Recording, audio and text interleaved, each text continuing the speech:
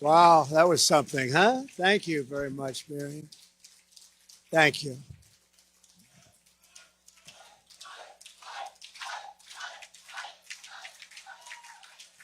Very special woman, I have to say that. Friend of mine for a long time, and she is very, very special. And her husband is, I mean, this was one tough cookie. He loved Israel. And you talk about special. That was a special man, wasn't he? It was great. So I want to thank you very much, Miriam, and for all of the exceptional commitment that you've given to the safety and security and the prosperity of the United States and Israel. Before we begin, I would like to tell you that there's a very violent hurricane that's coming down the line, and it's a Category 5, which is something that I've never heard a Category 5 actually coming onto land, but it looks like it's going to. And right smack in the middle of Florida, nobody's seen a line like that. And it's heading there quickly. I have to tell you that I called Miriam. I said, I was in New York, and I said, Miriam, maybe I shouldn't be flying. I think I'm the only person that flew down to Florida tonight because I didn't have a chance with her. So, I said, Miriam, maybe I should stay back and, heading into a hurricane, Miriam. It made no difference. No, you have to be here. Our friends are there. And I said, okay, when you say that, I'm going to be there 100%. I'm going to be there. I was watching the airplane highways, and they were all heading this way as I was going that way. They said, what's he doing? But I wouldn't have missed this regardless. I wouldn't have missed this for anything. This is a very special time, and it's a very special day. This is the day we have to do it.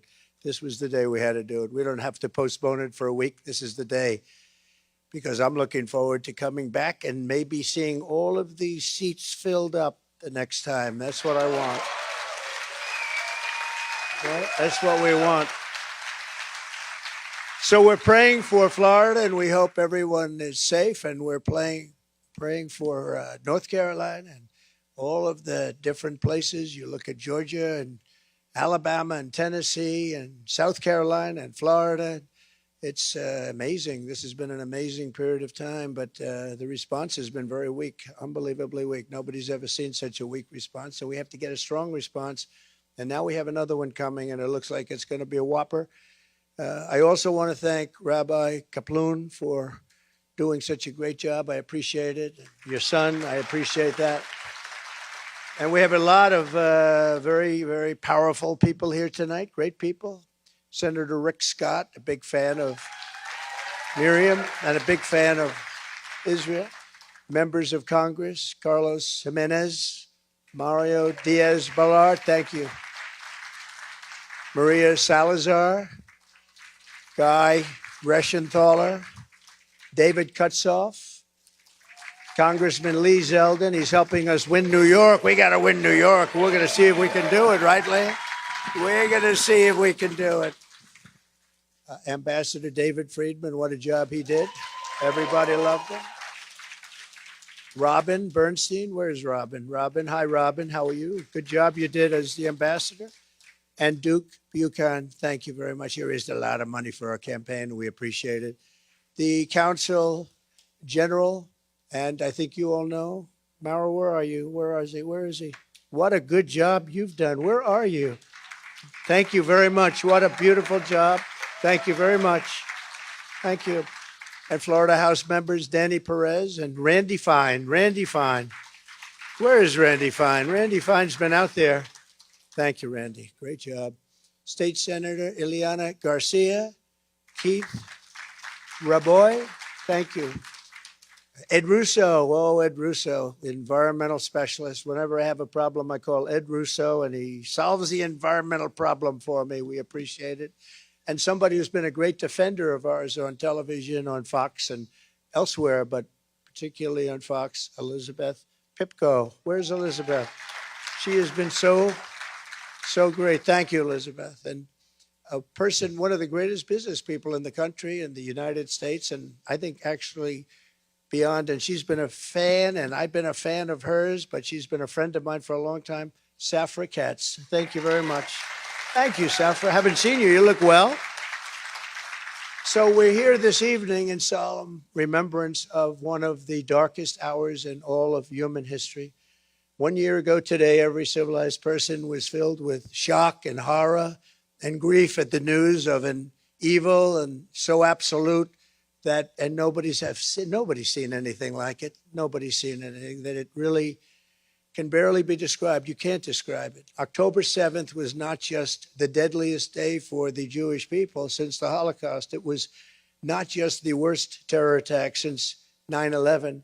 It was an attack on humanity itself. It was a hideous, incredible cruelty. It was chilling savagery. It was demonic delight and the destruction of innocent life. On October 7th, it seemed as if the gates of hell had sprung open and unleashed their horrors onto the world, and that's exactly what happened. What a moment in time, what a moment in horrible history, horrible history. Today we mourn more than 1,200 innocent victims of the October 7th attacks, whose memory we honor with 1,200 beautiful individual candles, and we honor them with grace and with gratitude for their lives and for their families, what their families have gone through. And maybe we'll have a moment of silence, please.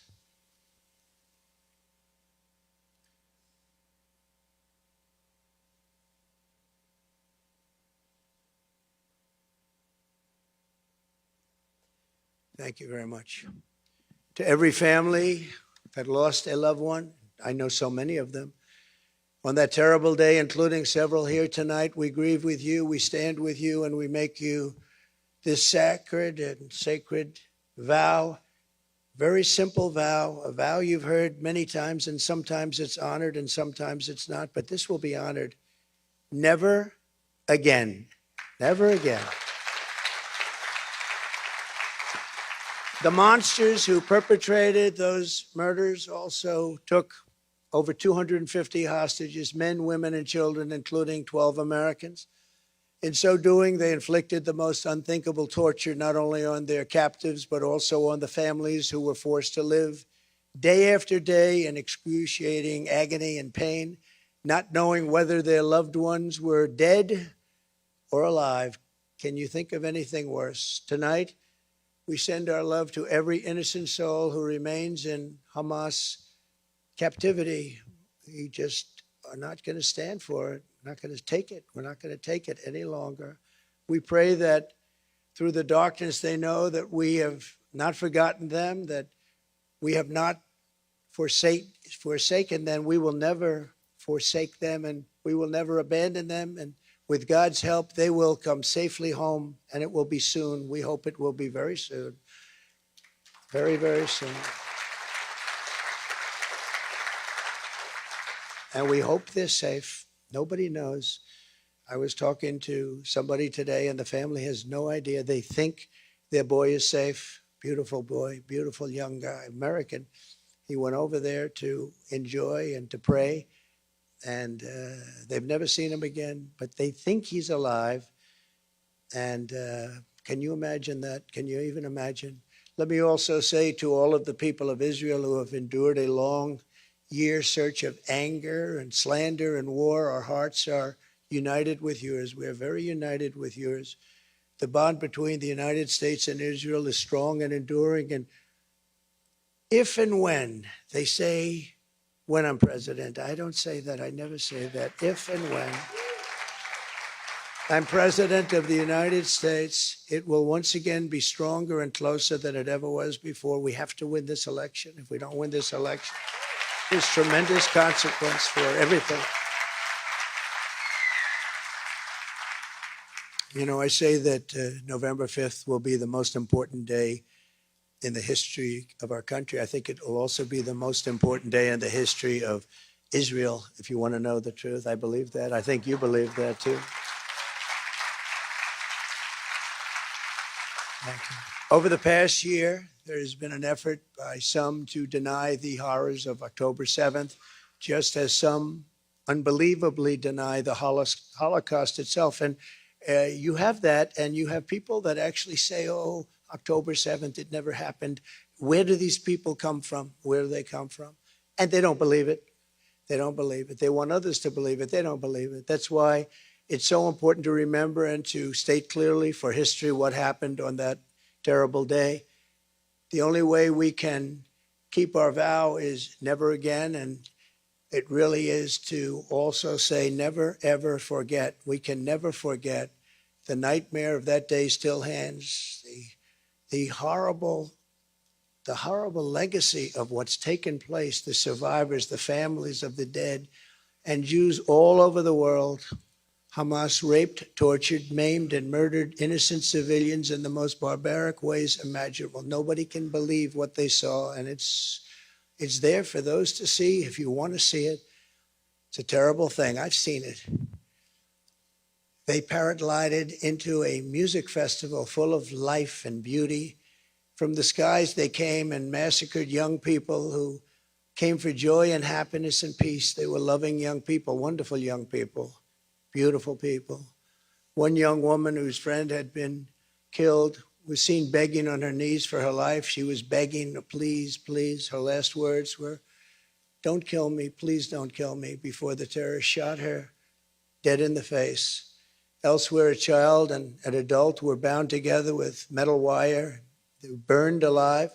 A baby was shot through the heart while still in the mother's womb, ready to be born, and shot.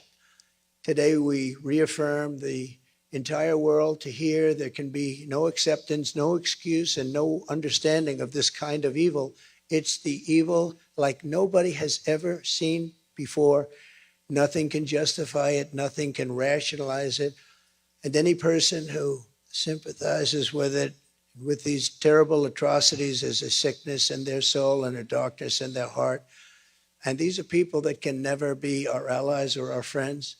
Almost as shocking as October 7th itself is the outbreak of anti-Semitism that we have all seen in its wake. I never thought I was going to see this. Never, ever. This is so incredible to be witnessing. Who ever thought? We thought this was very, very rarefied, putrid air. We never thought we'd see it, and we certainly never thought we'd see it in this country. And a lot of that has to do with the leadership of this country.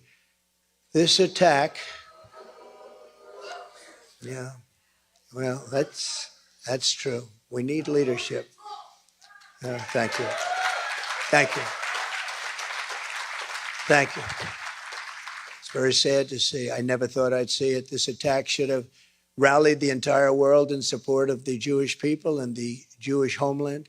Instead, an ancient scourge of anti-Jewish hatred. And this was something we thought was left to hundreds and thousands of years ago. I mean, this was something we never thought could happen. The anti-Jewish hatred has returned even here in America, in our streets, our media, and our college campuses, and within the ranks of the Democrat Party in particular. Not in the Republican Party, I will tell you that. It's not in the Republican Party.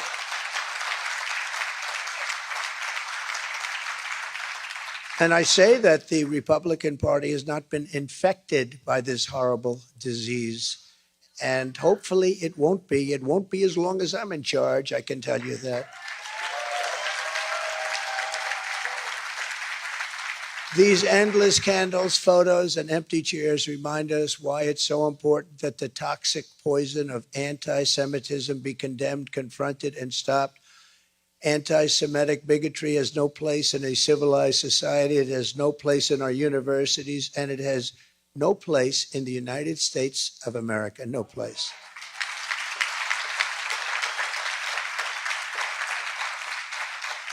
Over 2,500 survivors of the Holocaust living in Israel were directly impacted by the horrors of October 7th. Many were forced to flee their homes. They cannot believe it happened. Some even lost their lives. Actually, many lost their lives. One of them was Moshe Ridler.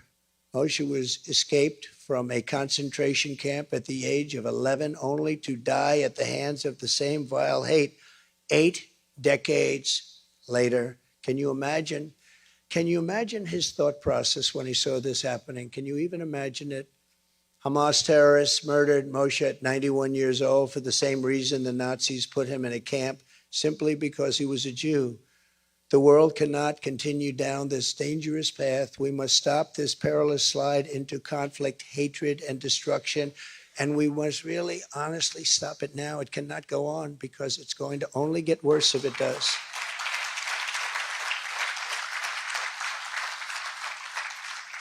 The October 7th attack would never have happened if I was president, I can tell you.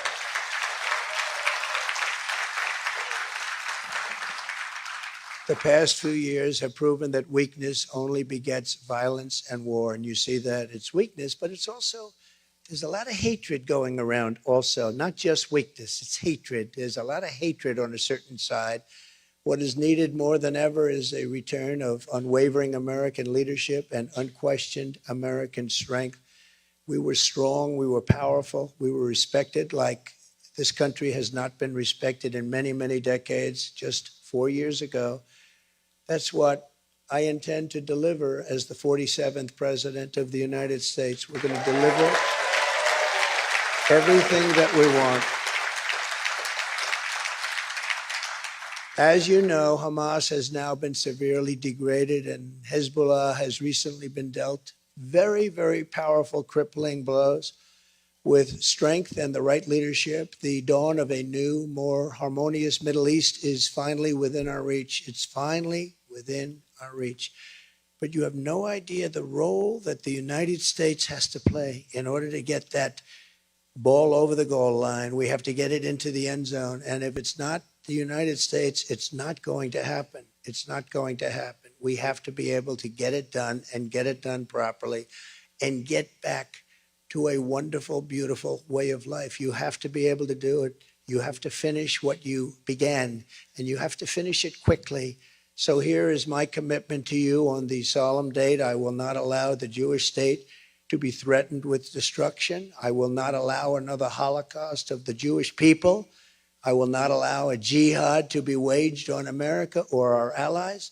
And I will support Israel's right to win its war on terror, and it has to win it fast. No matter what happens, it has to go fast. Thank you.